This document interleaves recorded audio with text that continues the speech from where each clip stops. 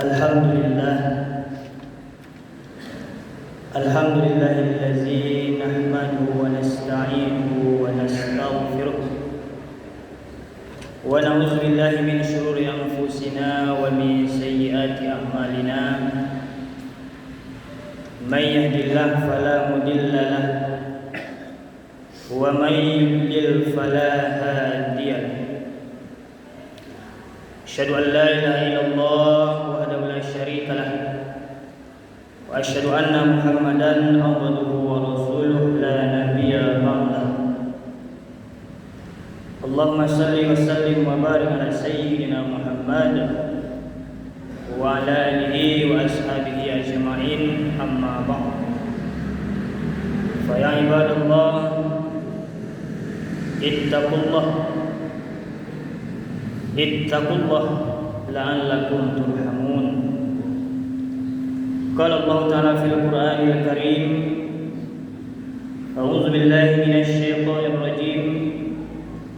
Bismillahirrahmanirrahim. Ya ayyuhalladzina amanu taqullaha haqqa tuqatih wa la tamutunna illa wa antum muslimun. Shadaqallahul azim. Ma'asyiral muslimin, sedang salat Jumat yang berbahagia, kembali kita bersyukur kepada Allah dengan ucapan alhamdulillah, yang mana Allah masih memberikan kepada kita begitu banyak nikmat. Hingga siang hari yang berbahagia ini kita masih dapat mencicipi, merasakan besarnya nikmat Allah itu. Dengan datangnya kita pada kesempatan kali yang berbahagia ini ke masjid yang kita cintai ini, tak lain tak bukan menjalankan ibadah, menjalankan kewajiban kita sebagai muslim yang taat. Itu berarti kita termasuk orang yang mensyukuri nikmat Tuhan. Kaum muslimin sedang salat Jumat yang berbahagia, salawat dan salam tak lupa pula kita kirimkan kepada ruh baginda Nabi besar kita, yakni Nabi Muhammad sallallahu alaihi wasallam, yang berupa lafaz Allahumma salli wa sallim wa barik ala sayyidina Muhammad wa ala ali sayyidina Muhammad. Kaum muslimin sedang salat Jumat yang dirahmati Allah, tak lupa khatib mengajak kepada kita semua, marilah sama-sama kita tingkatkan keimanan kita, sama-sama kita tingkatkan ketakwaan kita kepada Allah Subhanahu wa taala. Takwa itu adalah imtisalu awamrillah taala wa jatinabu nawahi, yang artinya adalah menjalankan segala perintah Allah dan menjauhkan diri dari segala larangan Allah Subhanahu wa taala.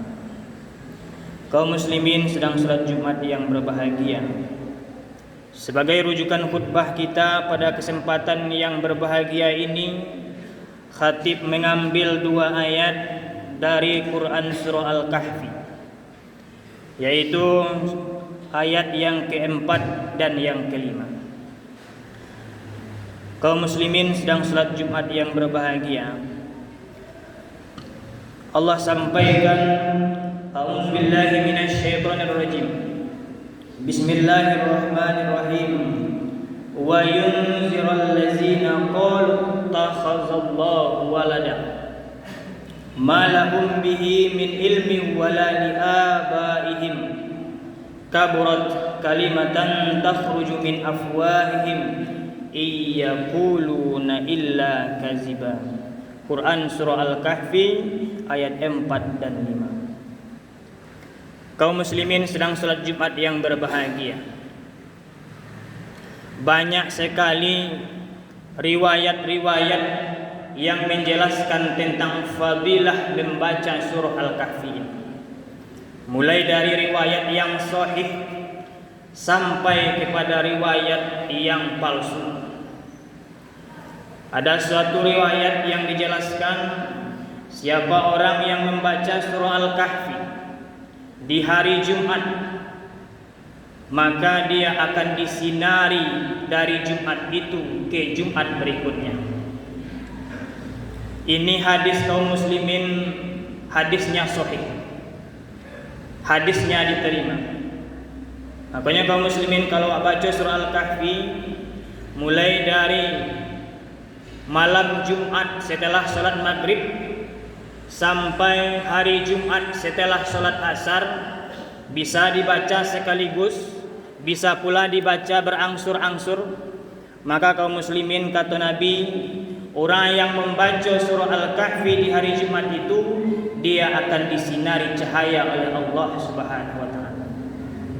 Apa tafsir dari kata cahaya itu kaum muslimin? Tafsirnya adalah Allah berikan ketenangan hidup kita selama 1 pekan ini. Kaum muslimin sedang sholat Jumat yang berbahagia. Kita kaum muslimin hanya ingin mendapat ketenangan. Banyak pun pitih kita, tapi indo tona itu indo lagi gunung. Biarlah hidup sederhana tapi tenang, tentram. Itulah kaum muslimin.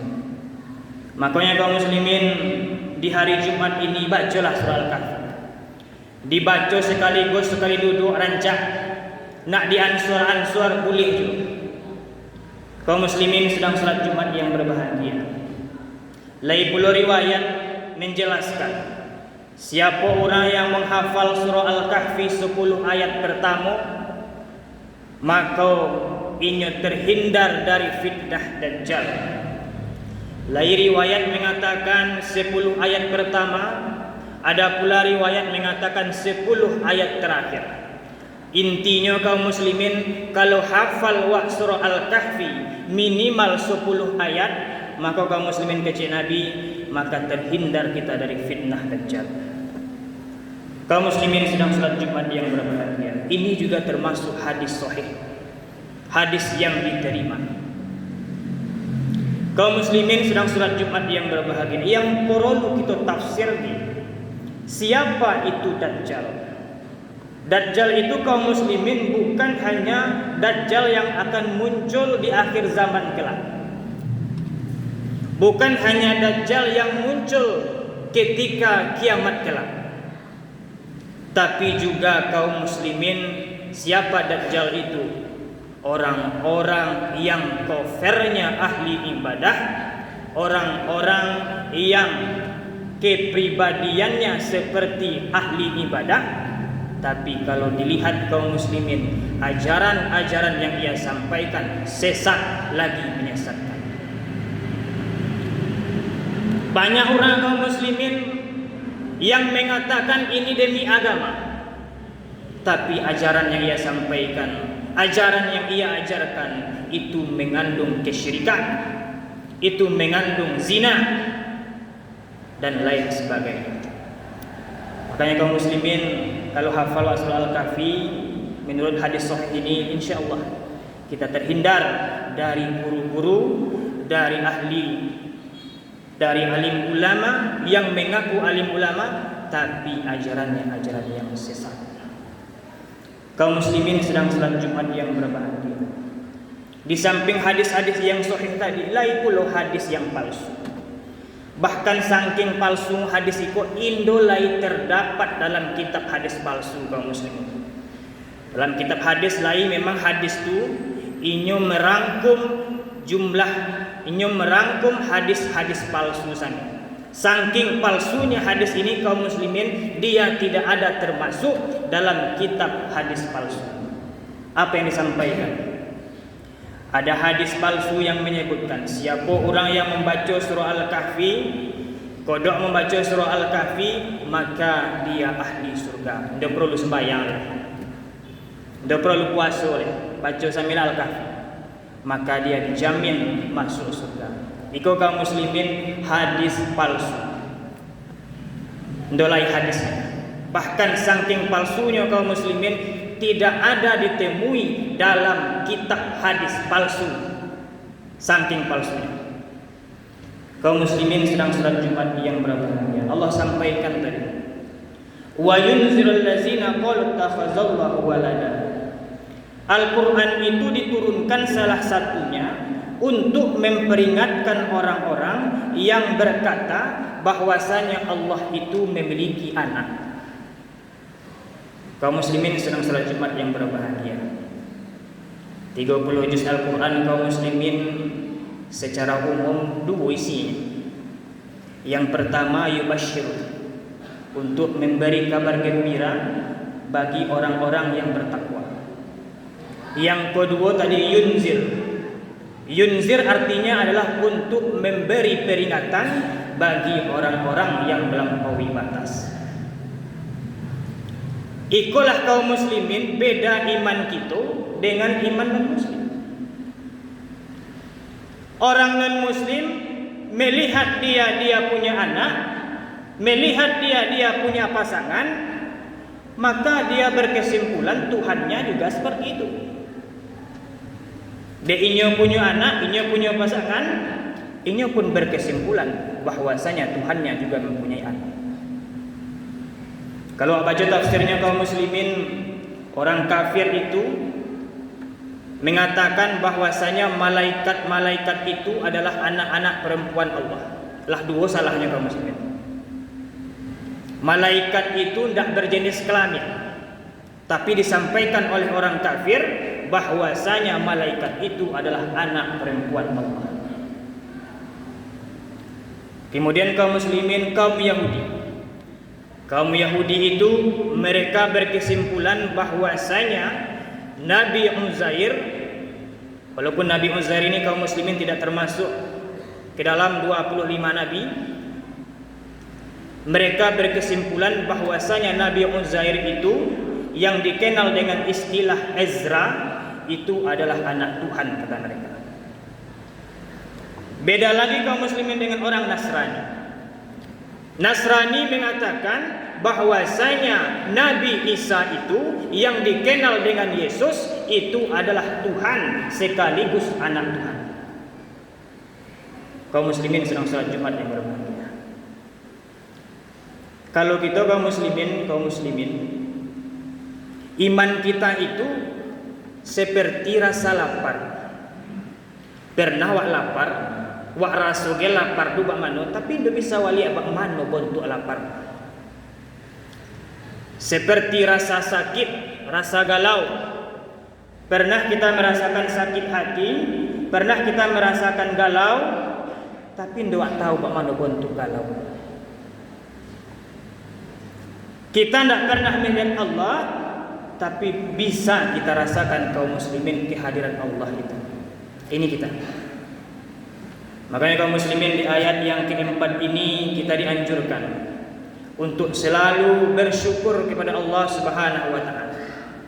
Dari sekian banyak umat yang diciptakan Allah, dari sekian banyak manusia yang diciptakan Allah, kita salah satunya manusia pilihan Allah yang diizinkan untuk memeluk agamanya. Kita salah satu manusia pilihan Allah yang dipilih memeluk agamanya. Maka kaum muslimin untuk itu banyak-banyaklah beribadah kepada Allah, bersyukur kita. Andai kata kaum muslimin kita terlahir dari rahim seorang ibu non muslim, andai kata, apakah ada jaminan hari ini kita memenuhi panggilan Allah di masjid yang kita cintai ini? Apakah ada jaminan kita akan masuk ke dalam agama Islam? Maka itu kaum muslimin perlu kita pikirkan. Kalaulah seandainya kaum muslimin kita tanya kepada orang-orang non-muslim itu, apa dalil kalian menyebut Allah punya anak? Maka kaum muslimin Allah jawab dalam Quran surah Al-Kahfi ayat yang kelima, ma lahum bihi min ilmi wala li abaihim. Indolai dalil orang lupa. Tidak ada dalil mereka bahwasanya Allah itu punya anak. Ditanya pun ke nenek moyang orang itu, indolai dalil yang mengatakan Allah itu punya anak. Kalau kita kaum muslimin ditanya orang itu, apa dalil kalian Allah itu Maha Esa? Surah Al-Ikhlas menjawab, Qul huwallahu ahad. Allah itu Maha Esa. Apa dalil bahwasanya Allah itu Tuhan? Allah sendiri yang mengatakan dalam Al-Quran, innani anallah, sesungguhnya aku adalah Allah. Lengkap dalam Al-Quran kaum muslimin. Kaburat kalimatan takhruju min afwahihim iyyaquluna illa kaziba. Kata Allah, alangkah jeleknya kata-kata yang keluar dari mulut mereka, tidak lain itu hanyalah kebohongan yang nyata. Jadi kaum muslimin, orang-orang non-muslim itu mereka hanya taklid saja. Mereka hanya mengikut-ikut ajaran nenek moyang saja. Makanya kaum muslimin, berilmulah dalam beragama itu. Jangan hanya sekedar mengikut-ikut padahal sesat. Kalau di masyarakat kita masih banyak juga di antaranya kita mengikut perkataan orang-orang tua kita padahal tidak ada dalil sama sekali. Contohnya kaum muslimin, mungkin ada lagi di sebagian kita yang mengira Indo boleh memangkeh kuku malam hari. Tidak boleh memotong kuku di malam hari. Siapa yang memotong kuku di malam hari, maka umurnya akan pendek. Kami kaum muslimin lah kami teliti di perkuliahan. Tidak ada di Al-Quran dalilnya, tidak ada di hadis dalilnya, tidak ada di ijma', tidak ada di qiyas. Berarti itu tertolak. Barangkali kaum muslimin orang-orang dulu kita ini punya lampu. Ulun lai lampu waktu itu. Makanya ketika anaknya menggunting kuku malam hari, takut anak lupa disobek itu. Jangan gunting kuku malam hari. Kalau gunting kuku malam hari, pendek umur. Padahal kaum muslimin, sahabat-sahabat Rasul itu banyak memotong kuku di malam hari. Kenapa? Karena di siang hari mereka beraktivitas.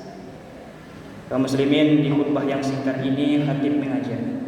Yang pertama sekali, tingkatkanlah keimanan kita, tingkatkanlah ibadah kita, karena kita termasuk manusia pilihan Allah yang diizinkan untuk memeluk agama. Dan kita bermohon kepada Allah, mudah-mudahan hari ini kita Islam, besok kita Islam, sampai mati hendaknya kita memeluk akidah beriman kepada Allah Subhanahu wa taala. Fa'tabiru ya ulil absar la'allakum turhamun.